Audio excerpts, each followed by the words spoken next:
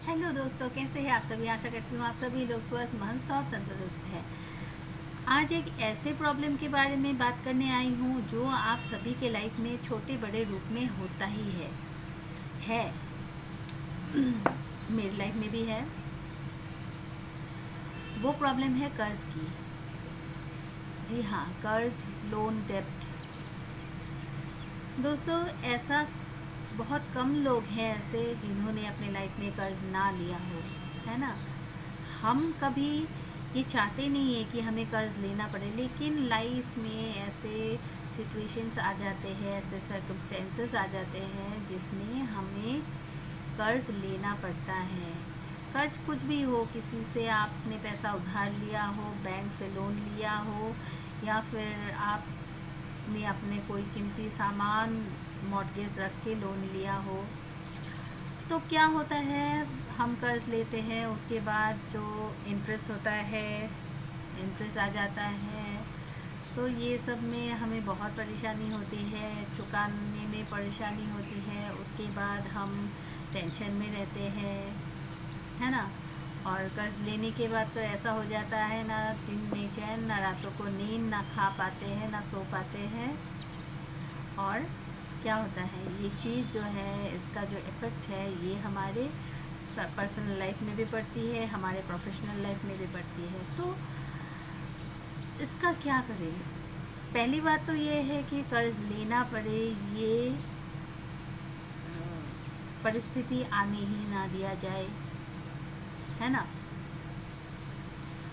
लेकिन बात यह है कि ये ज़िंदगी है, और ज़िंदगी जो है अपना रंग दिखाती ही है। हम ऐसा नहीं बोल सकते हैं कि हम लाइफ में कभी कर्ज नहीं लेंगे। अगर ज़िंदगी ने आपको पटकने का सोच ही लिया है तो वो पटकेगा ज़रूर। लेकिन अगर लेना भी पड़े कर्ज, तो हमें ये ध्यान रखना होता है कि हमने अगर कर्ज लिया है, और हम जब कर्ज लेते हैं तो हम सोचते हैं ना कि हम कैसे चुकाएंगे, तो उस बात पे हमें अमल करनी चाहिए। मतलब अगर आपने सोचा है कि इतना अमाउंट आपको हर महीने चुकाना है, तो आप कैसे भी करके आप अपने डेली लाइफ के जो एक्सपेंसेस है उसको थोड़ा उसमें कटौती कीजिए। लेकिन जितना भी आपने कर्ज लिया है और उसको चुकाने के लिए जितना अमाउंट आपको महीने में देना है, वो आप किसी भी तरह से दें। इससे क्या होता है, आपके कर्ज धीरे धीरे ख़त्म हो जाएगा।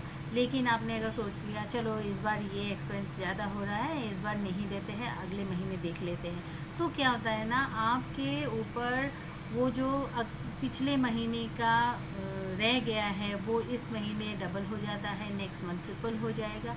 तो इससे क्या है, परेशानी बढ़ती है। खैर, आज कुछ ऐसे उपाय लाई हूँ जो जिन्होंने ऑलरेडी कर्ज़ लिया है, जो कर्ज़ जो तले दबे हुए हैं, जो बहुत डिप्रेशन में है, प्रॉब्लम में है, उनके लिए कि आपके कर्ज़ जल्दी से जल्दी छूट जाए।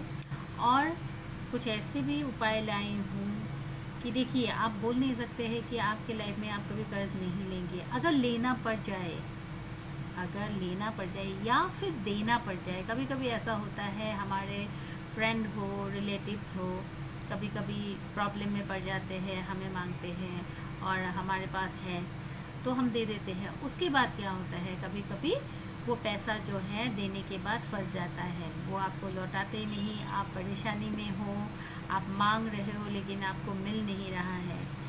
ऐसे प्रॉब्लम राइज ना हो, तो इसके लिए कुछ ऐसे उपाय भी लाए हूँ जिसको आप पहले ही जान लो, तो कर्ज लेने के और देने के टाइम पे आप सावधान हो सकते हो और प्रॉब्लम में नहीं फंसेंगे।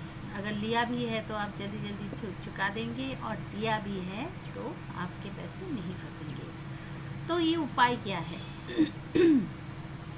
सॉरी, पहले तो मैं उन उपाय के बारे में बात करना चाहूँगी जो जिन्होंने अब तक कर्ज लिया नहीं है या दिया नहीं है, उनको कर्ज लेते समय या देते समय किन बातों के ऊपर ध्यान रखना है, वो चीज़ मैं पहले डिस्कस करना चाहूँगी। वीडियो पूरा देखें। कर्ज लेने या देने के टाइम पे आपको दिन कौन सा दिन है वो देखना बहुत ज़रूरी है। जैसे आप लोग नोट कर लीजिएगा, जैसे सोमवार, हफ्ते का जो पहला दिन है सोमवार, माँ पार्वती का वार है, बहुत शुभ वार है। और सोमवार को आप कर्ज ले भी सकते हैं और दे भी सकते हैं, उसमें कोई प्रॉब्लम नहीं है। मंगलवार जो है, मंगलवार भगवान कार्तिकेय का वार है, मंगलवार वीर हनुमान जी का वार है। मंगलवार को आपको उधार नहीं लेना चाहिए और देनी भी नहीं चाहिए। और हाँ, अगर आपने किसी से उधार लिया है, पहले का आपका कोई लोन है, कर्ज है, तो हो सके तो मंगलवार को उसे चुकाने की कोशिश कीजिए, ठीक है। अब आता है बुधवार। बुधवार जो है भगवान गणपति का वार है, बुधवार विष्णु जी का वार है। तो बुधवार को आपको कभी भी कर्ज देनी नहीं चाहिए। अगर बहुत ज़्यादा प्रॉब्लम है, आपको लेना पड़ रहा है, तो आप बेशक ले लीजिए, लेकिन कर्ज देनी नहीं चाहिए बुधवार को, ठीक है। गुरुवार जो है, गुरुवार को आपको ब्रह्मा जी का वार है, गुरुवार को आपको पैसा नहीं लेना चाहिए, क्योंकि आप चुका नहीं पाएंगे, आपको बहुत प्रॉब्लम आएगी। तो गुरुवार को पैसे लेने से बचें। शुक्रवार जो है भगवान इंद्र का वार है, और शुक्रवार को आप पैसों का लेन देन आप कर सकते हैं, इसमें कोई प्रॉब्लम नहीं है। शनिवार भगवान शनिदेव का वार है, और शनिवार को हो सके तो कर्ज का लेन देन ना करें, क्योंकि उसमें अगर आपने दिया है तो आपको आने में विलम्ब होगा, और आपने अगर लिया है तो आपको चुकाने में विलम्ब होगा। तो शनिवार को हो सके तो ना कीजिए। रविवार जो है, रविवार भगवान शिव का वार है, और रविवार को कर्ज लेन देन ना करें।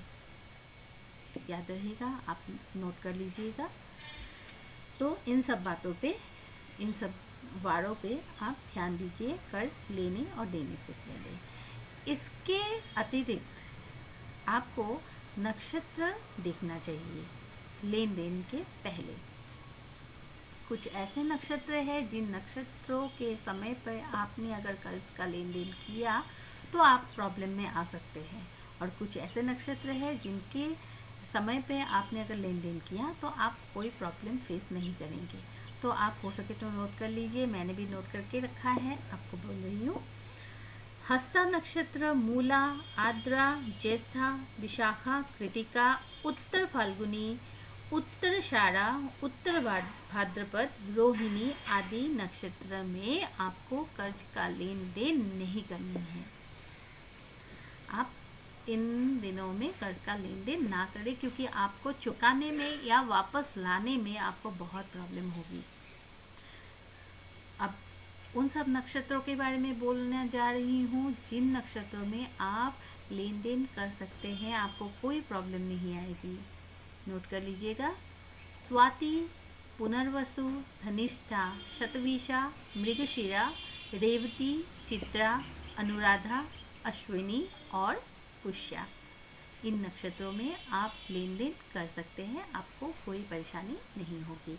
लेने और देने के समय इन बातों का ध्यान ज़रूर रखिएगा।